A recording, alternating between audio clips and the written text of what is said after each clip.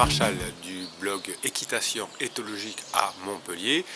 L'art de débourrer vos chevaux, le comportement, rééduquer le comportement des chevaux et bien sûr travailler avec le mental des cavaliers, ce qui fait le lien avec l'autre blog qui s'appelle Thérapie quantique énergétique à Montpellier, puisqu'on travaille sur le mental des chevaux mais aussi des cavaliers à travers les neurosciences. Voilà, alors aujourd'hui je vais répondre à un message de Loulou. Alors, Loulou, voilà ce qu'elle me dit. J'ai un problème avec une jeune ponette de mon club qui est adorable, jusque-là tout va bien, et qui me suit d'elle-même et tout le tralala de confiance. Alors pour Loulou, pour ceux qui ne sont pas habitués à regarder nos vidéos, la confiance s'acquiert par le leadership, par le travail en liberté, où on va reproduire ce que fait la jument leader du troupeau, qui n'est pas dominante et qui ne cherche pas la soumission, mais qui est leader. C'est-à-dire le leader, c'est celui que l'on suit. Un dominant est fait pour être un jour dominé par un plus jeune, un plus beau que lui.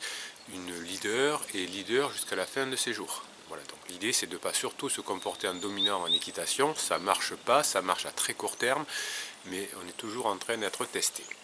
Alors, qu'est-ce que fait cette ponette qui, au demeurant, est adorable? Donc elle a confiance en elle grâce au leadership, mais quand je la sors du pré, elle n'est plus du tout connectée à moi, elle m'oublie totalement et regarde les autres chevaux. Les voitures qui arrivent, elle me bouscule et c'est énervant, surtout qu'après le pansage, elle est très attentive. J'ai tout essayé, mais je perds confiance et je finis par la traîner en long jusqu'à la tâche, tant bien que mal. Que pourrais-je faire? Voilà. Alors, l'idée c'est qu'effectivement, quand on l'amène d'un point à un autre, si elle a pris des mauvaises habitudes, il va falloir faire ce travail à pied que l'on peut faire dans un rondelon, dans une carrière. On va le faire là sur le chemin, c'est-à-dire qu'on va lui demander de bouger.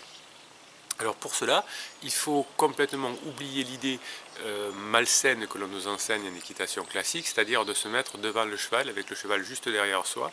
C'est là que l'on se fait mal, parce que bien sûr on se fait marcher sur le pied si le cheval a peur, s'il s'arrête on n'a pas le temps de réagir, il nous bouscule. Donc c'est une très très bonne idée de se mettre devant son cheval, mais à condition que l'on soit médecin et que l'on ait envie de traiter des patients. Donc il ne faut surtout pas faire ça. Donc l'idée c'est de se mettre plutôt à côté de son cheval, comme si on était en selle. Soyons logiques pour le cheval. Donc on se met entre les antérieurs et les postérieurs, comme si on était en selle. Oh, c'est logique. Quand on est en selle, on est à cette position-là. Pourquoi on se mettrait dans une autre position quand on est à pied? Faudra qu'on m'explique un jour, sachant que tous les accidents à pied arrivent comme ceci. Donc ce que tu vas faire, Loulou, c'est que tu vas te mettre en position entre les quatre membres, tu vas prendre une badine pas pour taper sur le cheval bien sûr, mais pour allonger ton bras, et tu vas lui demander d'avancer, et toi tu vas être comme si tu étais en raide, si tu veux, c'est-à-dire que tu prends ta longe main intérieure, c'est-à-dire que si tu te mets à gauche du cheval, tu as la longe de la main gauche, et tu lui demandes d'avancer. Le moteur du cheval et le frein, bien sûr, est derrière, donc on ne tire pas sur la tête du cheval, sinon il se plante sur ses antérieurs, mais on va pousser en tapotant l'arrière-main du cheval avec sa badine, pour lui dire c'est ce muscle-là qu'il te faut agiter. Alors souvent les instructeurs me disent oui, mais si le cheval part, tu ne te rends pas compte. Ben non, parce que si on a appris la session d'encolure, c'est-à-dire que dès que l'on tire un peu sur l'encolure, le cheval nous donne son encolure, il chasse ses hanches qui vont aller à l'opposé de nous, donc on ne risque pas de prendre de coups de pied et se retrouver face à nous, il n'y a aucun danger. Mais il faut prendre la peine de lui apprendre la session d'encolure à pied, c'est certain. Voilà, donc Lou me dit qu'elle se tient loin devant.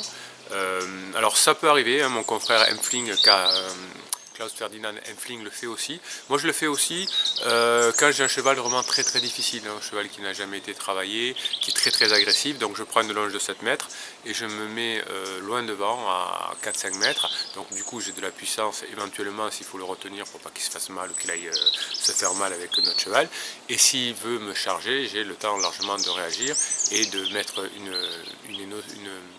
impulsion d'énergie entre lui et moi, ce qui le fait s'arrêter. Donc ça peut être intéressant de se positionner très loin devant, mais c'est sur un cheval très méchant, très agressif et qui connaît pas, qui n'a pas été encore éduqué. Généralement on le fait une fois ou deux, Empfling le fait aussi. Moi je le fais aussi, c'est quelque chose qui marche dans certains cas. Sinon, vous vous mettez entre les deux membres, vous tapotez l'arrière-main, il faut que le cheval avance, c'est logique pour lui, comme si vous étiez en selle. Si vous êtes devant, il vous considère non pas comme son leader, mais il peut avoir un manque de confiance et vous bousculer, vous faire mal. J'ai vu beaucoup d'accidents dans les clubs comme ceci. Voilà, j'espère que j'ai répondu à ta question. Si vous avez d'autres questions, des commentaires, vous m'envoyez un mail, vous mettez un commentaire sous cette vidéo. Vous pouvez mettre des commentaires sur le site Blog Éthologie à Montpellier. Et puis bien sûr, le mieux c'est de se faire un Skype pour en parler directement. C'est de voir vos chevaux directement avec vous parce que les livres c'est très bien, les vidéos c'est très bien, mais on apprend véritablement dans l'action. Voilà. Donc je peux me déplacer, je peux vous parler par Skype, on peut faire plein de choses. Le tout c'est que vous vous trouvez bien dans votre monde du cheval et que le cheval vous apporte de belles choses dans votre vie privée. Voilà, si vous pensez que ce genre de vidéo peut intéresser une autre personne, mettez un pouce bleu pour que YouTube puisse le référencer correctement.